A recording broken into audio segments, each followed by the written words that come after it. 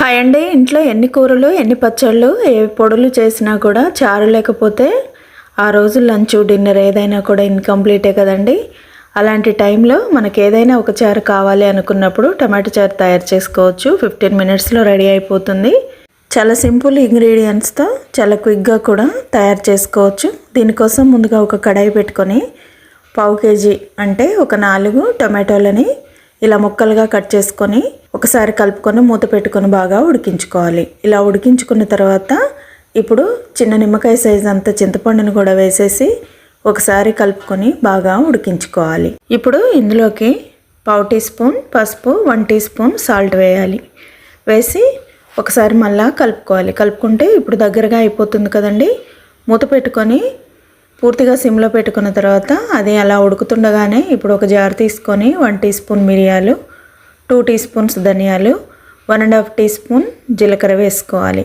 వేసేసి ఒక 6-7 వెల్లుల్లి రెమ్మలు ఉంటాయి కదండి, అవి పొట్టుతోనే వేసేసుకోవాలి. వేసుకున్న తర్వాత ఇప్పుడు ఒక 5-6 ఎండుమిర్చి తినే కారాన్ని బట్టి వేసుకోవాలండి. వేసుకొని మూత పెట్టుకొని కచ్చపచ్చగా గ్రైండ్ చేసుకోవాలి. ఇలా గ్రైండ్ చేసుకున్న దాన్ని ఇప్పుడు టొమాటోలలో వేసి ఒక 2 మినిట్స్ పాటు ఉడికించుకోవాలి. ఇలా ఉడికించుకున్న తర్వాత ఇప్పుడు 2 గ్లాసుల వాటర్ని ఈ టొమాటోలలో వేసేసుకోవాలి. వేసుకొని ఒకసారి బాగా కలుపుకొని చారంతా కూడా బాగా మరిగే వరకు మరిగించుకోవాలి. ఒక 5 నిమిషాలు 10 నిమిషాలు అలా మరిగితే సరిపోతుందండి.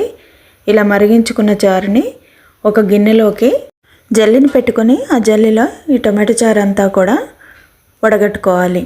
బాగా వేడిగా ఉంటుంది కదండి. కొంచెం చల్లారిన తర్వాత ముక్కలన్నీ కూడా మెత్తగా అయ్యే వరకు చారంతా కూడా వడగట్టుకొని పక్కకు పెట్టుకోవాలి. ఇప్పుడు పోపు కోసం ఒక కడాయిని పెట్టుకొని 1.5 టేబుల్ స్పూన్ ఆయిల్ వేసుకోవాలి.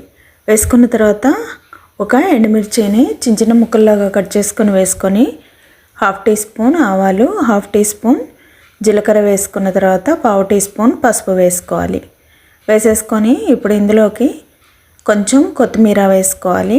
అది కొంచెం ఫ్రై అవుతుంటేనే ఒక 2 రెమ్మల కరివేపాకును కూడా వేసుకోవాలి. వేసుకొని ఇదంతా కొంచెం కలుపుకోవాలి.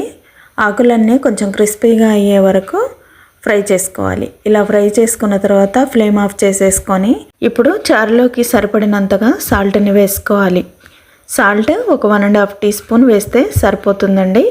రుచికి తగ్గట్టుగా వేసుకోవాలి. వేసుకున్న తర్వాత ఇప్పుడు మనం ముందుగా పోపు చేసుకున్నాం కదా, ఆ పోపుని ఈ చారులో యాడ్ చేసుకొని చారంతా కలుపుకోవాలి. అంతేనండి, సింపుల్గా రెడీ అయిపోతుంది. చాలా టేస్టీగా ఉంటుంది. గిన్నెలతో తాగే అంత రుచిగా ఉంటుందండి. నచ్చితే లైక్ చేసి సబ్స్క్రైబ్ చేయండి.